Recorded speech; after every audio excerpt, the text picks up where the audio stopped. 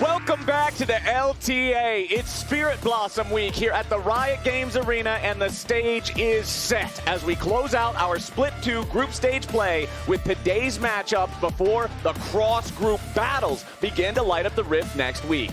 Later today, Disguised and Lion are both still looking for their first series win this split. It might be past the point of locking playoffs, but both teams want to finish the group strong and be confident heading into next week's high-stakes matches. But first, Dignitas still have a chance to lock themselves into the playoff upper bracket, but they have to go through FlyQuest to do it. Can they pull off the upset, or will FlyQuest complete the clean sweep and finish the group 3-0? We are about to find out right here, right now, at the Riot Games Arena. I'm Captain Flowers, joined by Azael and Emily Rand, joining the team here for the TriCast on this first one, as we see if FlyQuest can lock first place, or if Dignitas can steal it away. Because if Dig gets this upset, they're not only locked in playoffs, they're first in the group. Yeah, if they 2-0, they're first in the group. If they 2-1, they will get second place due to the tiebreaker rules. Of the so they have to okay. get a 2-0, but it's still up for grabs, which is kind of crazy.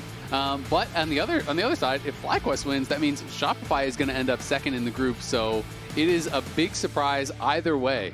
For anybody wondering how we're talking about these tiebreaker rules, by the way, if you end up with tied actual series records, it goes down to how many individual games you've won. So a 1-2 loss is worth more than a 0-2 loss. That's how that's all shaken out. That's why 100 Thieves aren't in the conversation anymore. That's why it's either Shopify or Dig. But it doesn't matter now. We still got in the One costume. We still got the game to play first. So let's see how this one goes. It's Yone, Nefiri, and Vi banned out by FlyQuest on the blue side. Dignitas going to respond with some very different bans compared to what we normally get at the start with the Yorick, the Corki, and that Cassiopeia pocket pick from Qua. Yeah, they don't want to deal with the Yorick, and they also, don't want to deal with the Cassio, as we see Varus locked in for Massu, and that is a great sign. And then the Jayce locked in for Dignitas, actually. That's what I was going to say is, to me, the Yorick ban signifies you want to play Jayce, right? Yeah. But now, it's going to be Varus Ezreal trade. I feel like we're just going to get a Sion. Bwipo really does like Sion into this matchup. And it is one of the advantages that FlyQuest have. When you have these kind of unique champion combo pairings of like, okay, well, we don't want to give Quad Cassio. We don't want to give Bwipo Yorick. All of a sudden, a lot of the meta champions become, much more available. You don't actually have bans for everything. So I would not be surprised to see, Xin Sion here. It feels like a really solid 2-3 for FlyQuest, and we'll see if they want to actually go for it. Something to keep in mind is that Jayce could also be going to Keine in the mid lane, which also plays Sion. Yeah, which is something we've seen previously, right? So something to keep in mind, as Inspired is just going to lock in that Zhao, and we'll see what we have coming through for Quad. The hover is Azir. I can definitely just see them locking it in here, yeah. Okay. Makes sense. I mean, Azir is obviously just so flexible. It's incredibly strong in basically every single matchup. But I feel like that also means Sion is the prime target to headshot in the second half of the bans if you're on the Dignitas side. Don't allow Bwipo to have that matchup that, like you already said, Isaac, he seems to be very comfortable in. Yeah, absolutely. Now the question for Dignitas is, are you going to match mid lane or are you going to match jungle? And they do elect to go for the Sejuani here, so they are going to be locking that in. It does feel like then, for Dignitas side, you would be targeting top lane bans, and for FlyQuest side, you'd be banning out mid laners, very likely. Yeah, we'll see where they also think this Jayce is going to, right? Because in picking their junglers, we see the Sion taken off the list. They do still leave that option open to flex, especially since they are on the red side that will have last pick. All right, FlyQuest, let's see what they want to aim for here. Are they buying that the Jayce could potentially be a swap, or do they think it's 100% just the top lane pick for Srtty? I mean, Keine played it last week, so it definitely can be swapped around, but I do feel like there's higher chances of it going top lane. And I like the Taliyah ban here because I feel like every single time we see an Azir matchup, we see Taliyah picked as the answer into it. So they're just saying, hey, even if the Jayce is a swap, we're going to go ahead and just cover this incredibly common response. No, it makes a lot of sense. And I mean, it can just be one of these things where it's like, okay, if you're going to double ban mid lane and take away those options, then Keine will just play the Jayce mid. If you double ban top lane and you're saying, okay, we're going to try to force that mid, well, then he's just going to play a top lane, right? So you can kind of, react to it in that way. And that's one of the advantages that Dignitas do have for being on red side, is they are going to be able to flex around the Jayce and potentially get, a counter pick here on that last pick. Okay, Karma banned out, last ban of the draft here for Dignitas. FlyQuest running the clock all the way down, and Silas. Okay, so double ban mid from FlyQuest. Yeah, I mean, it makes sense with the potential Sejuani pairing that they would be a little bit nervous about that. Silas, it is another common answer into the Azir. And the Xin Zhao, being able to steal that ultimate away is really, really powerful. Silas loves being able to take Xin ult, Alistar ult. A lot of these defensive ultimates can bring a lot of power here.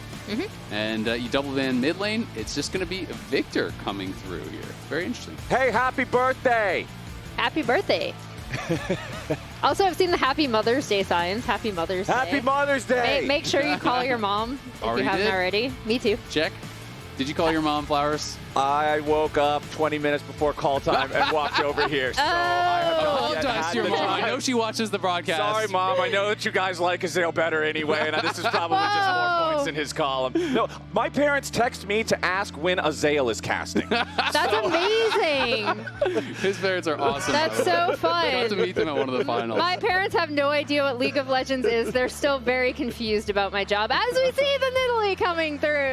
Okay, the top lane Nidalee for Bwipo running this one back.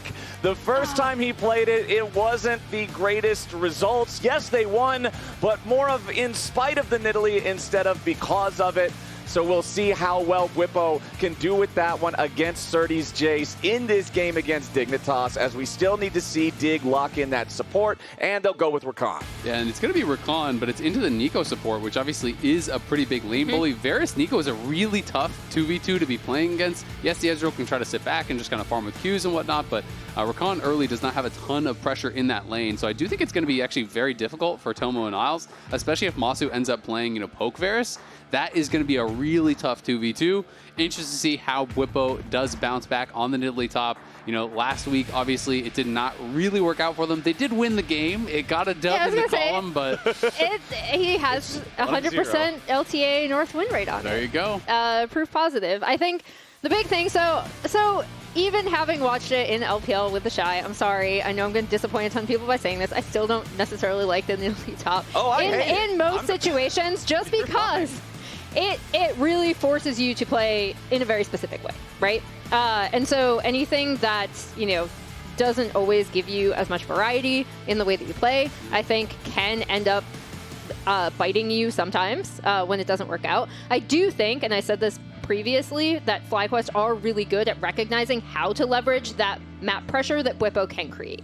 Yeah, and I will say, as much as, there is that weak side of, okay, you know exactly how they're going to play when they do have the Nidalee, I will say the other side of that is your team also has to play a very specific way, because if you don't, you're going to get pounded by the Nidalee. It is really difficult to lane against this thing 1v1. Everyone pretty much goes Emax. You have so much sustain. It's really difficult to be able to actually stand up in that 1v1. And if Nidalee gets ahead, it can be a nightmare in the side lanes. Yeah, that's absolutely the most obnoxious part about it. All right, let's see how this one's going to shake out. Can Dignitas pull off what I'm sure most people are assuming is borderline impossible and 2-0 FlyQuest to lock first place in this group? Or are FlyQuest going to continue their domination? I think so much of this question hangs in the fate of the Dignitas solo laners. Last week we saw Dignitas play a close series, but both games had a problem. And the problem was each one of them had one of the solo laners really struggling. You can see here in Game 1, Srtty's Renekton was hard focused by 100 Thieves, 3-9 in that one, but then he really shapes up on the Ambessa in Game 2. Meanwhile, Keine having a great Ahri game in Game 1, but in Game number 2, his Jayce was borderline invisible. So if both of these solo laners can have an impressive performance in the same game, I think that is paramount for Dignitas to stand a chance here. I agree, and I do think that Dignitas is getting better.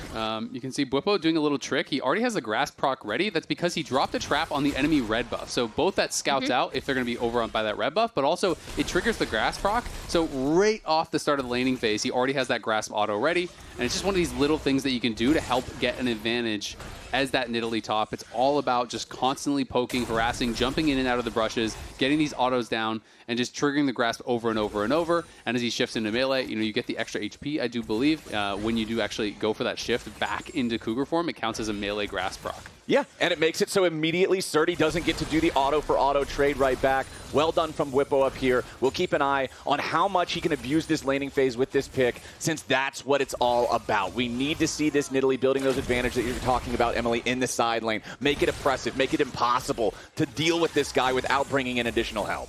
Yeah, I mean, she's just so annoying, right? And we also see, we also see this up top side. We see the bot lane getting shoved in, which Azael had already kind of set up, right? This Neeko Varus is so annoying, just constantly should be able to push out the lane. Sheiden is pathing bot. Wow. Srtty already had to blow flash. I mean, he was getting pounded in this lane. It's like he already went through his biscuit, he already went through his potion, and he had to flash, and now he has to base on 9 CS. So his buy is going to be a refillable. Like, I don't think he can get anything else. Yeah, his buys are refillable and a pink ward, which is really, really tough. And Bwipo is just already starting this off in a fantastic spot. Obviously, he does not have a lot of CS as well.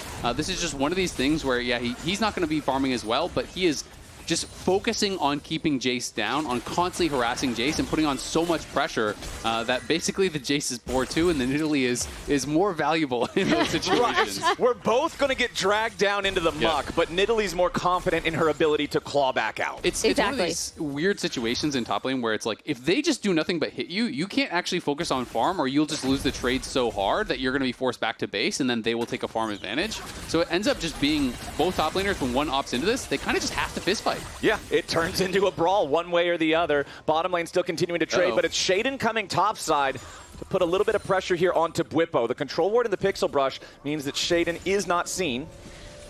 And down on the bot side, we did see Inspired potentially looking for something. Like I said, he was pathing down towards that bot side, but is just going to end up backing after a full clearing and getting that crab. So yeah, both junglers back out on the map. They both do the exact same thing. You do the full clear, you get the crab, you look for a gank, there's nothing there, go home.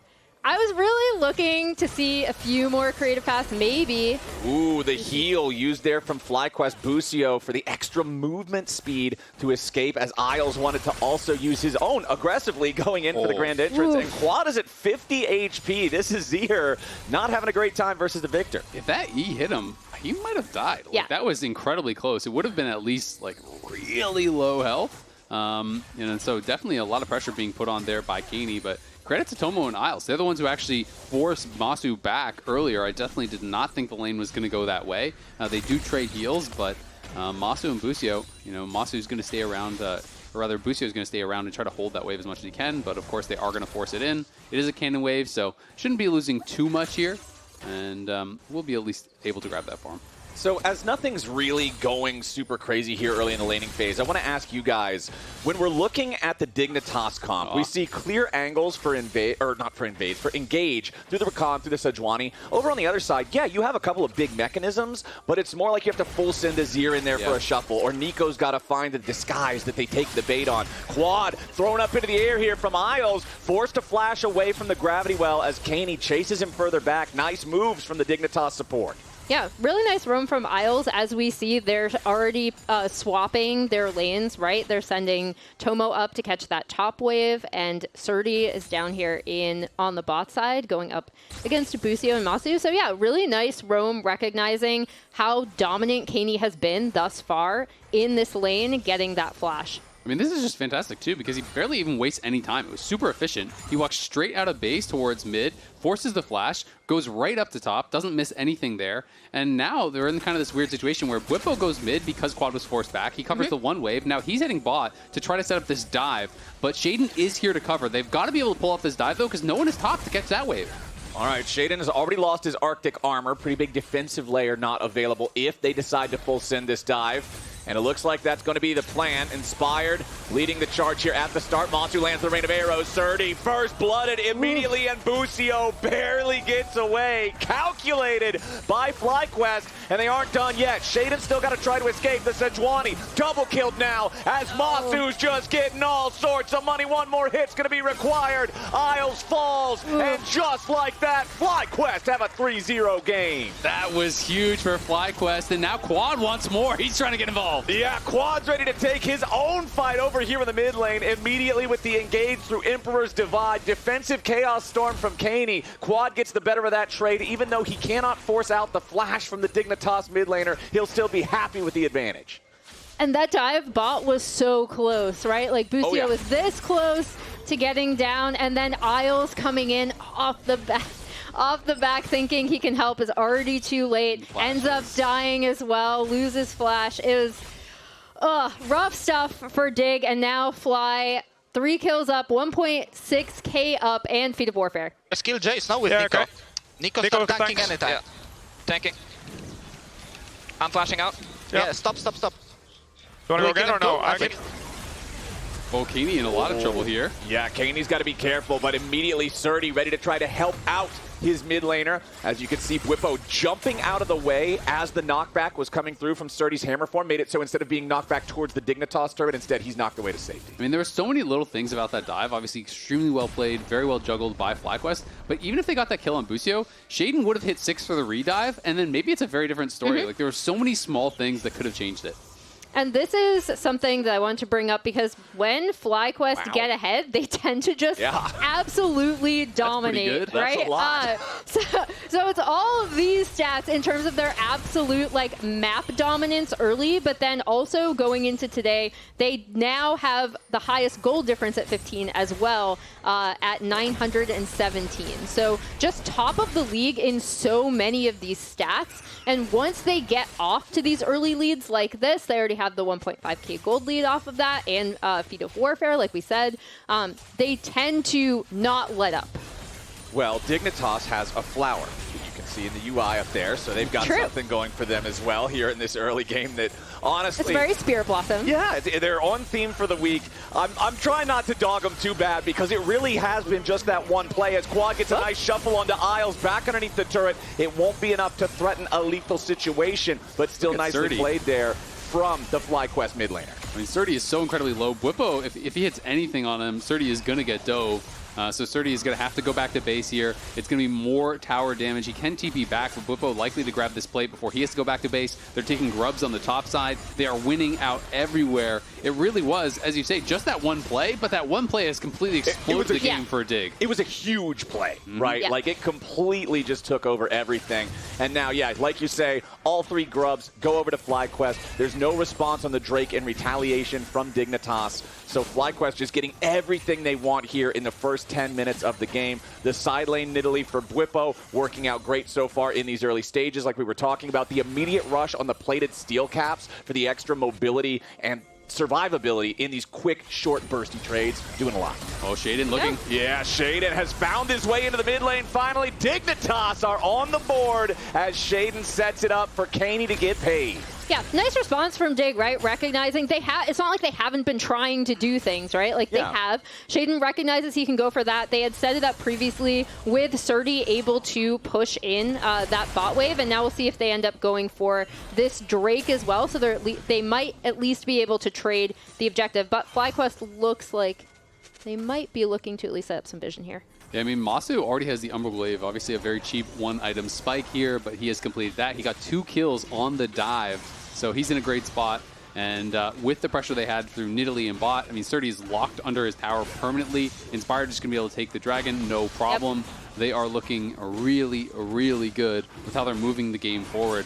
Srtty has to go back to base again, and it feels like he just TP'd back after getting harassed down. He knows there is a potential of a dive because they're taking dragon, so they're just going to force this. I mean, you can just look at the cooldown of his teleport to see the story of how this lane goes, right? If you TP and you're already back in base before the cooldown is 1 quarter done, something has gone terribly wrong. And I mean, one of the most frustrating things about playing against this AD Nidalee is it's like, Steel Caps rush into Sheen, and it's like, what are you supposed to outplay? You're just getting right-clicked, right? Like she's full build. It's not even about spears. Like you don't have to hit spears. You don't have to do anything. You're just dropping traps, and you're just autoing the person over and over and over and out-sustaining them. So it's very, very difficult. There's not a lot of champions that can kind of just straight up scrap with the Nidalee. But it is a pick that you have to have a lot of confidence with, because if you mess up, if you die, if you're getting ganked, you don't have really anything besides this kind of power in that side lane. Yeah, you start off slightly ahead of the curve compared to everybody else, and you need to stay there because otherwise your character is a very fancy ranged minion, and that's not exactly conducive. Who can turn into a melee minion. Yes. Yeah. Both minions at once, which unfortunately a minion wave going from 6 to 8 doesn't win you the game in the side transformer. lane. Yeah, exactly. Not exactly the recipe for success on Summoner's Rift. But FlyQuest have been finding so much success here in these first 12 minutes. Nearly a 2,000 gold lead. They got all the grubs. They got the first Drake. And I think that that's a great example of what you were talking about, Emily, with the stats. I feel like it's so rare to see a team get both of the first neutral objectives with no contest for either one. Yeah, and I do really like, again, not a huge fan of the top lane Nidalee. However, FlyQuest do really know how to push their advantages and play around it, as we see them on this jungle invade, really making it so that Bwipo can push in and potentially get first turret off of this as well. And FlyQuest know best of 5s are coming, right? And they're going to be in playoffs guaranteed. You know, they're already going to be top 2 for sure. And like Busio was saying in the interview with me, is that they're also looking forward to best of 5s when you're getting to a game 4 potentially, you're getting to a game 5 potentially. You have to have more tricks in the bag, right? Like you can't just go towards the standard meta picks. So even if you want to make the argument that like Nidalee maybe isn't the best for a game 1. Hey, maybe it's the best pick available for a game 4 or a game 5. And I do think it's really cool that they're building up more and more of these picks that you really have to respect and worry about when you go against FlyQuest, because that's just going to open the door for so many of these standard meta drafts for them to just clobber you with too.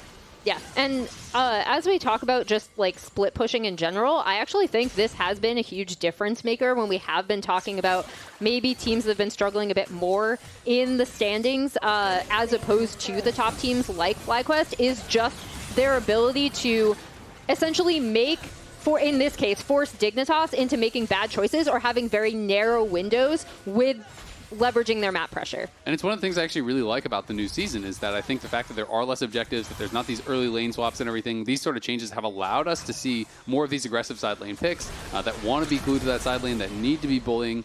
If you're just getting lane swapped on, you're not playing AD Nidalee. Srtty just hit Bwipo with the accelerated shock blast, and Bwipo healed it off with a single cast and then he of Sheen the auto Primal Surge, and he Sheen autos to then win the trade. It's so obnoxious to deal with this Nidalee in the 1v1.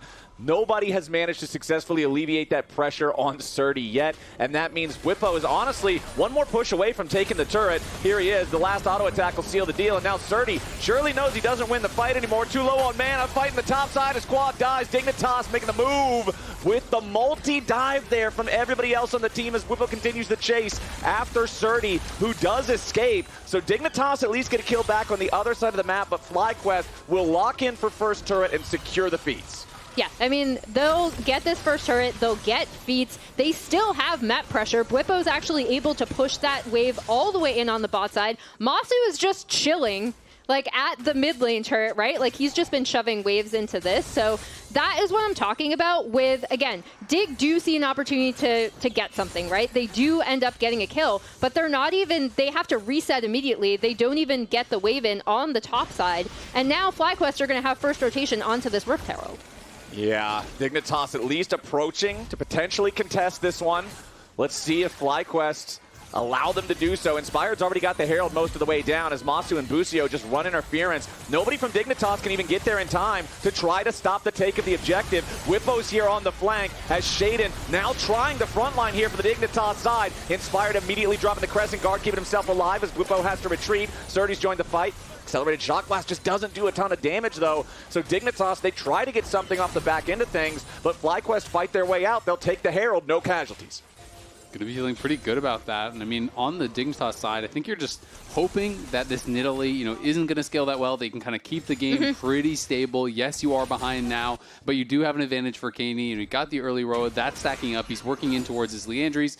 2-0 is the only person with the lead, but the lead on the Nidalee is going to mean less and less. Once Srtty gets to a point where he can kind of just one-shot the waves and just, really just kind of stall out what Bwipo is doing, the game should get easier for Dignitas, so I think that's really what they're going to be hoping for.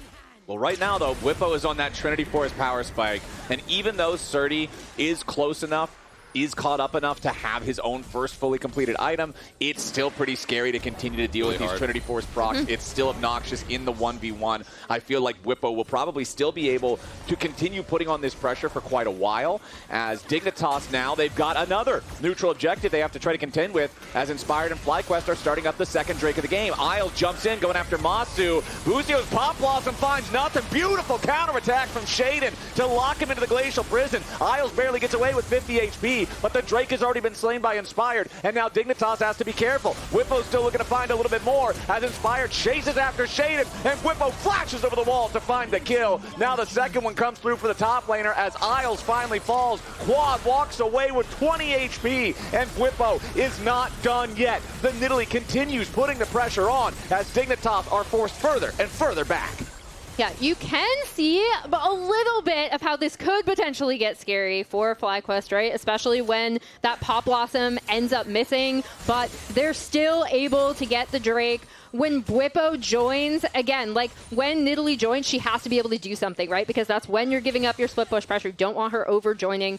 He's able to get that kill on the backside as we take a look at that fight again. I just really like how Azael and Sheiden were able to play out the initial phase here. Really well done. Battle dance out to safety. Sheiden re-engages. They lock down Busio, burst him down. But you did spend a lot. You spent the ultimates from multiple members just to kill the support. Then Bwipo arrives here, and he just starts kind of harassing them, chasing after them. You have so much movement speed in these situations to chase after your opponents. Bwipo flashes over the wall, is able to finish them off, and then Quad going in, putting the pressure on. Barely survived that last auto. Ooh, Azael's jumping back to the safety of Srtty. And yeah, talking about the autos, it was just a Trinity auto that killed the last 200 or so HP that Azael's had after Bwipo jumped after him. He misses the Nidalee spells. Azael's jumps out of the way, but the spear is in the air, and that auto attack's going to buffer through. The spell is just to give you the shoot proc. Yeah, exactly. That's all it's for. It makes your hand glow red, and then you get to kill the guy with a 300 damage auto. And guess what? FlyQuest are first to 3 turrets again.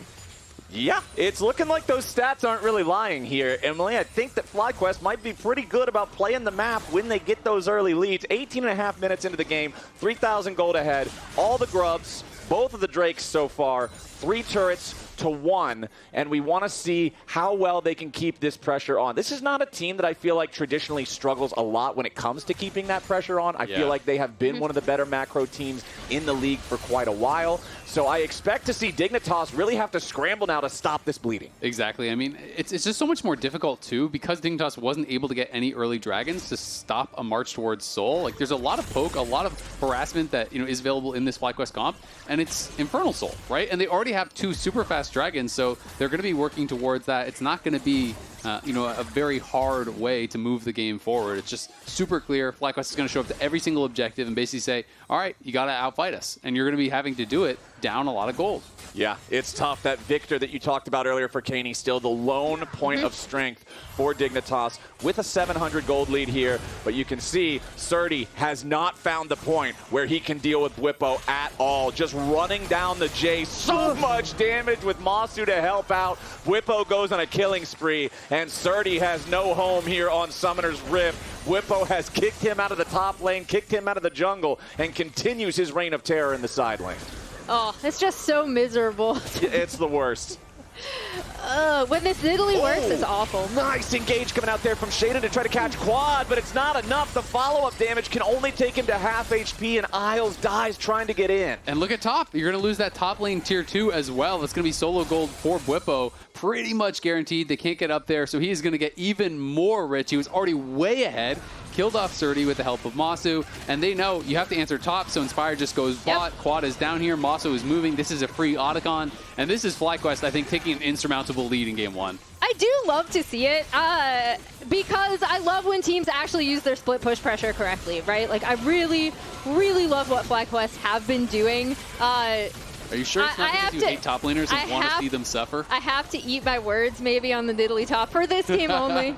But I do think, again, like, this is exactly what you are supposed to do with that pressure, right? And maybe I do like to see top laners in Sparrow. I don't know, Azael. Well, while Emily praises the Nidalee, I'm going to take this moment to apologize on behalf of the entire league for the amount of top lane Nidalee you're all about to have in solo queue this evening. It's already been pretty bad, honestly. Well, I think it might get a little bit worse. Auto attacks, buddy. After this one, yeah, it's about auto attack o'clock in top lane this evening. As Bwipo has set up a massive advantage. There is a 5,000 gold lead for FlyQuest. There is a 3.5, almost 4,000 gold lead for Bwipo. I mean, one of the things we talked about coming into this is that Dignitas has the slowest games, FlyQuest has the fastest games. And this is feeling like it's a little bit towards the left here, then more so towards the right. We'll see if Dignitas can stall this one out, but it is such a big early lead for FlyQuest, and they're moving towards Seoul. Third Dragon's available. They're fighting for it. Inspire jumps in. Has to drop the Crescent Guard pretty quickly, though. He gets dropped to 40% as he tries to find that initial engage. The rest of FlyQuest isn't there for the immediate follow-up, so Inspired just going to use the chicken camp there to fuel back up a little bit, siphon some HP. Dignitas are starting up the Dragon, and FlyQuest don't want to allow them to stop that Soul stack. Bwipo making his way forward towards the Dignitas lines. Chains of Corruption, finding massive Pop Blossom from Busio. He's on a rampage, and Dignitas is on a one-way road to the cemetery. A beautiful engage from the FlyQuest support. It costs his life, but it does not matter. It's a 5-for-1. Triple kill for Massu. Double kill for Busio. Massive team fight for Fly. It is crazy because when you see a fight like that, you're like, that's going to be Baron 2. Baron has not even spawned. They're just going to go for the base here. They take the tier 2 mid. They take the tier 2 bot. They're going for the inhibitor towers as well. FlyQuest are stomping Dig in game 1. And what a stunning team fight with this coordination, right? Because initially Inspired goes in, he has to pop the Crescent Guard, the rest of the team isn't there. Dig actually does get the first rotation on that Drake, right? And they're so patient in waiting for their moment, as we can see in this replay, when Sheiden ult, then here goes Busio with the Pop Blossom. Quad's already flying in for his ult.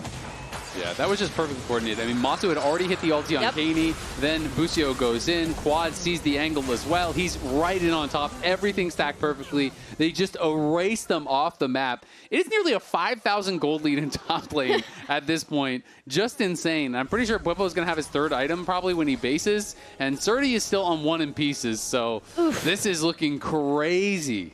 I mean, we said that FlyQuest was going to try to stack Drakes and Dignitas had to stop them. They technically stopped the Drake stack. Now Massu trying to get away as Sheiden goes for the engage. Massu using both summoner spells there. Looked like the cleanse might have been slightly early. Still ends up sticking around a little bit as now Isles too far forward might just get punished. Quad goes in for the shuffle back onto Sheiden as well. Isles is the only one to drop right now, but Bwipo is not happy with that. Going to continue keeping the pressure on, going after Sheiden. Jumps forward yet again. He has no mana, but he does not need it. The right click dominates the top lane in game number 1, and Bwipo is making it look easy. Nearly a 10,000 gold lead for FlyQuest. Click, click, boom, and gets him with another auto. Bwipo now sitting on 2,500 gold in pocket. He's going to go back to base, finish another item as FlyQuest out of control, and Massu, what a chains of corruption on the engage from Isles. Anticipated Isles going for the engage, and he just hits him out of the air. It's like Duck Hunt out here. That was an insane ult to save his life. And then it also allows Quad to come in, right? And so, yeah, I mean, they're just in such a good spot. That looked like it could be, okay, we get a pick. Maybe we'll be able to reset on the map from Dig. Nope.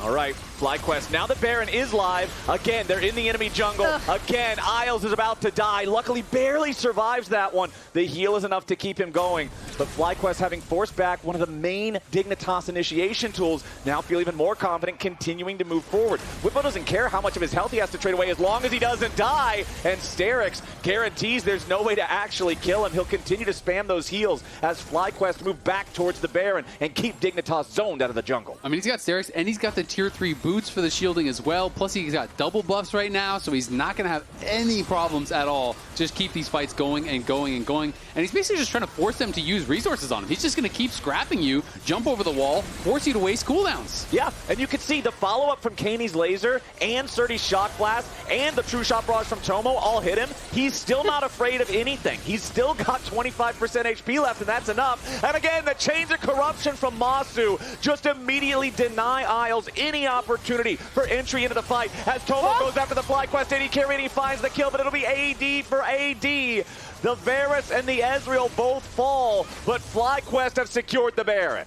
Yeah, playing with fire a little bit on the back end of that. Massu does end up going down, but that entire time, Inspired is on the Baron, Quad joins him. They're two-manning it as the rest of FlyQuest are keeping Dignitas out. They're in absolute control of this game. This one's It's I feel very repetitive right now. Yeah, I mean, to be honest, FlyQuest have just owned the game from the very beginning, right? Ever since that dive bottom lane at the tier 1 turret got them the 3 kills, ever since they barely get away, like calculating it, Busio barely survives flashing out of the turret range. The game has just been in their control. That was a 1,500 gold lead after that play finished. The gold lead never shrank from there. It just kept climbing and climbing and climbing, and so much of it is on this top lane situation for Bwipo versus Srtty. Dignitas, they banned the Yorick, they wanted to play the Jayce, they thought they had it figured out, and Bwipo just immediately sat him down. I mean, they didn't even just ban the Yorick, they banned the Sign as well. They banned 2 of Bwipo's biggest answers to the pick, and he's like, great, here's number 3. Yeah, it's pretty tough to deal with these guys with these super deep champion pools for all these situations.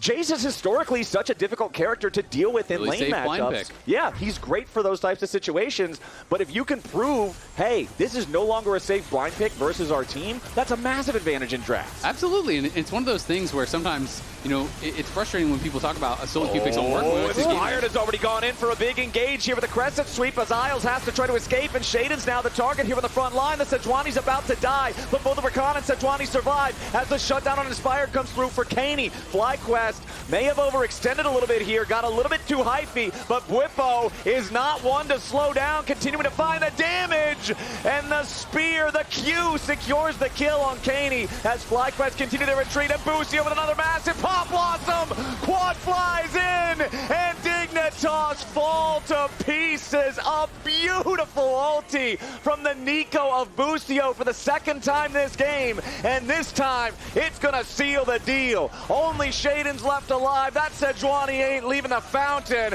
and FlyQuest 28 minutes in, 19-6. Game 1 was easy for them.